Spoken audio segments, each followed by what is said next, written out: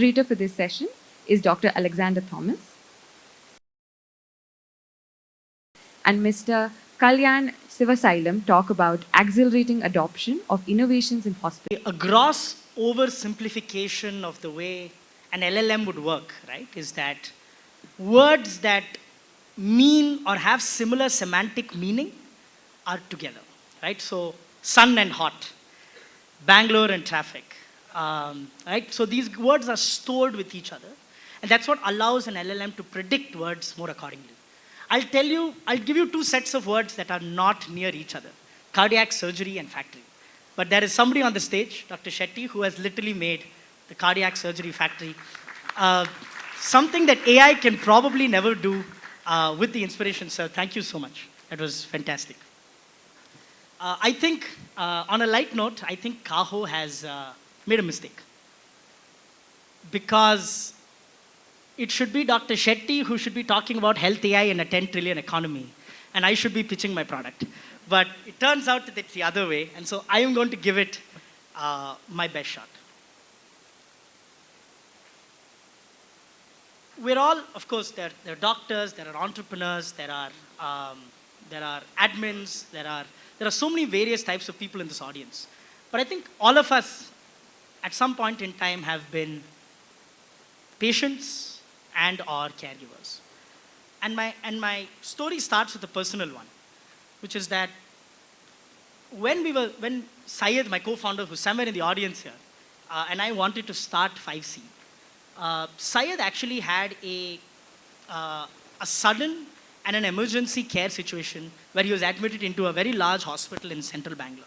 And I saw something happen at that point in time, something really interesting. Few weeks before that, Syed had thousands of problems, right? He had to, his children were going to school. He was thinking about buying a new car. He had to travel somewhere to, with his wife for a holiday. He had these issues. We were thinking about what to build in 5C, and then something happened. All of a sudden, he didn't have 1,000 problems. He had one problem. He had a health problem. And so, unfortunately, if you have a health issue, you don't have 1,000 issues, right? You can have 1,000 problems in your life until you have a health problem. And at that point in time, you have only one problem. And I think all of you will kind of, vibe with this. And that got me really thinking about how as a society, as a culture, and as an ecosystem of health, how we think about when healthcare is going to get better. And I think that needs some rethinking, right? This is the current state of, if you listen to all these fancy economists, they're going to tell you that a bigger economy will lead to less poverty. I think there are clear studies that show that every 1% growth, GDP growth every year takes something like 1 crore people out of poverty. There's some stat like that, please check that. But a bigger economy will lead to less poverty, and less poverty will lead to better health. This kind of makes sense, right? This makes a little bit of sense. But I think it's completely wrong, and it is insidiously wrong, because the order of this thought process is completely incorrect. And I think there needs to be a better way, and there is a better way to think about the structure and the order of these three things. Which is, we first need better health, and better health leads to more productivity, and more productivity leads to a better economy, and then we're able to create this cycle. And I think at a personal level, I can totally understand this. When I'm healthy, when I'm well, I'm far more productive, and I'm actually able to contribute. And not that it changed the GDP or anything, but Syed and I were completely out of operation for a few weeks when Syed was admitted into the hospital. It just goes to show that without health, the economy means nothing. And so, in our quest as a nation to go and try to get to this $5 trillion, $10 trillion number, I think the thing that we really need to start thinking about is better health and better outcomes. And that is the fundamental change that I wanted to first talk to you all about, which is that better health will not come with a better economy. So as India gets richer, we will not get healthier. I think the US is a case in point, 17% of their GDP being spent for pretty poor health outcomes. So better health will not necessarily come with a better economy. but a better economy will surely come with a better health. And I think all of you will attest to this. And so I am a developer of healthcare AI.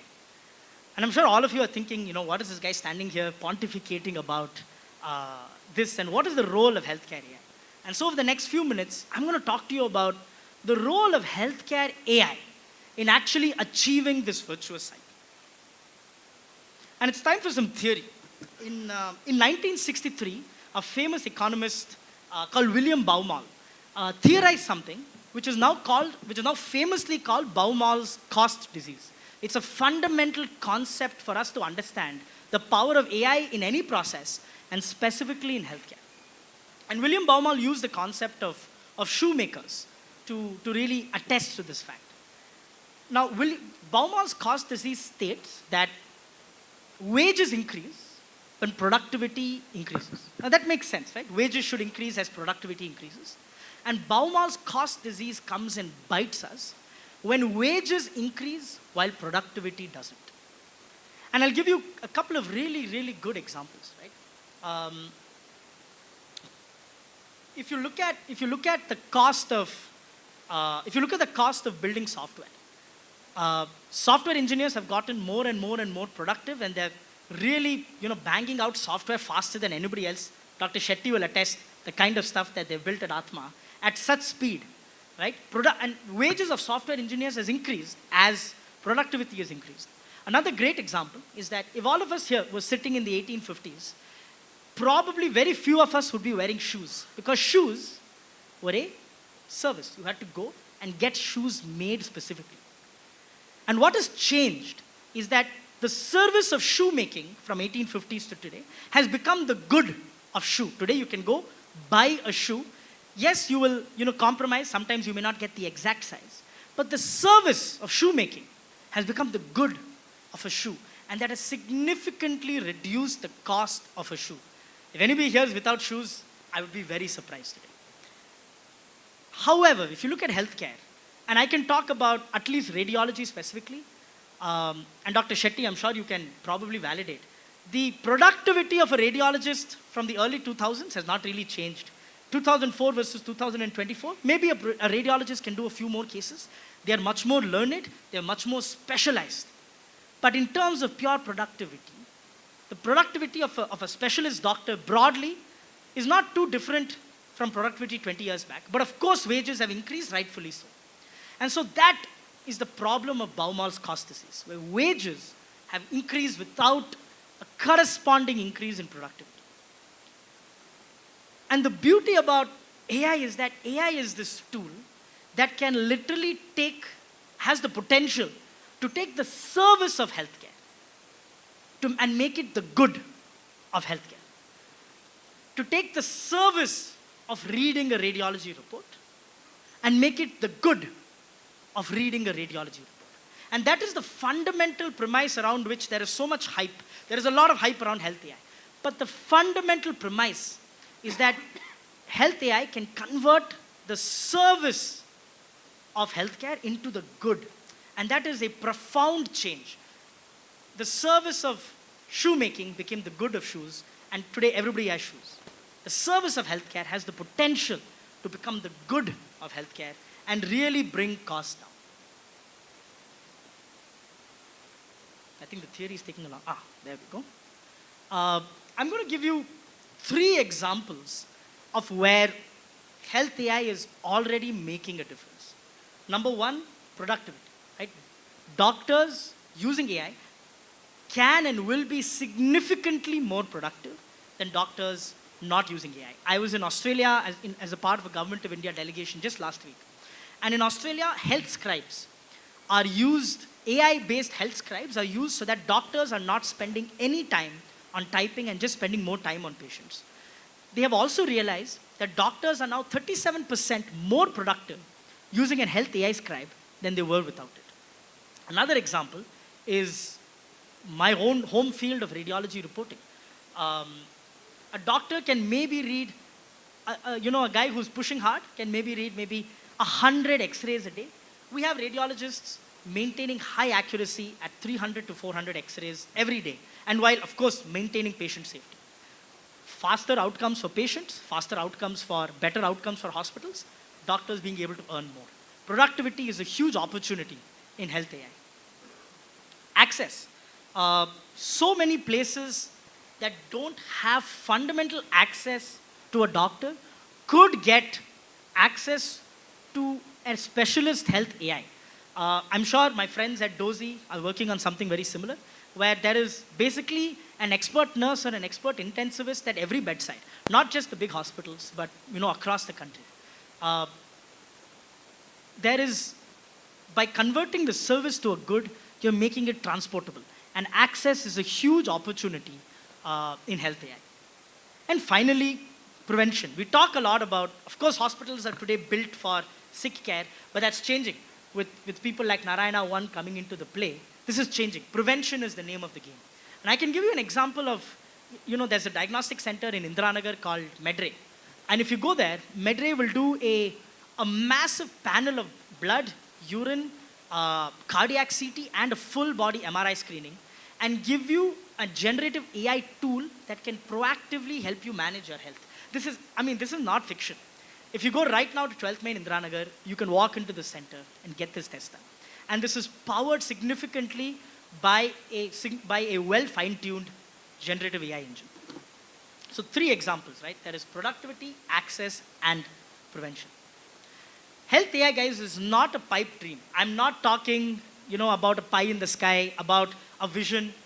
Like, it is absolutely in the deployment pipeline. And from my own experience, I'd like to give you guys a few examples of actual deployments of clinical health AI in the clinical workflow, managing outcomes. This is a dashboard that we have built for the largest hospital chain in the country, who send us over 1,000 cases a day. 1,000 cases a day to be read autonomously by an AI. And what this can do is, of course, this dashboard will tell you how many cases are there and how many cases are completed. But it will also triage what are normal, what are abnormal. And it will also tell you if these abnormal cases are potential surgery or emergency candidates. And it will explain to you why it thought that this current case is a surgery case. Now, this hospital has been able to massively scale their radiology and ensure that patient experience is phenomenal. Now, literally 10 minutes in, the radiology department knows exactly where this patient needs to go. And again, this is a live dashboard. This is not a Canva or a Figma production. This is literally just a screenshot of a live dashboard at India's largest hospital. Another example that's very common and very prevalent on 5C, we use AI to automatically triage cases in radiology, flag them to the radiologist in advance, and even write out a draft report. And the amazing thing is that this whole product is also CDSCO approved. So in India, and Dr. Shetty mentioned that India is one of the best places to build healthcare technology in the world today. For multiple reasons. We have the best doctors, we have the best technologists. We today also have a regulatory regime that is extremely proactive in supporting technologies like this to actually hit the ground. Right? This is just a live screen grab of something that happens on 5C thousands of times every single day. And so I want to repeat that health AI is not a pipe dream. This is not a pie in the sky. This is not something that will happen in a few years. This is something absolutely quotidian, absolutely standard in hospitals, in multiple hospitals. Today, we are deployed across something like 2,000 plus hospitals and diagnostic centers in India. Basically, each one of them, in some form or the other, is significantly touched positively by AI. So, what can hospitals do? And of course, hospitals are, at the center of this whole, of the healthcare ecosystem. And the first thing that I want to tell all the hospitals here is that Google and Amazon and Microsoft are not going to solve problems for India. Right? I know there's a lot of fanfare around some of the work that big tech is doing. And I will make a controversial statement on the stage saying that it is more a PR exercise than an actual exercise in the clinical workflow for big tech.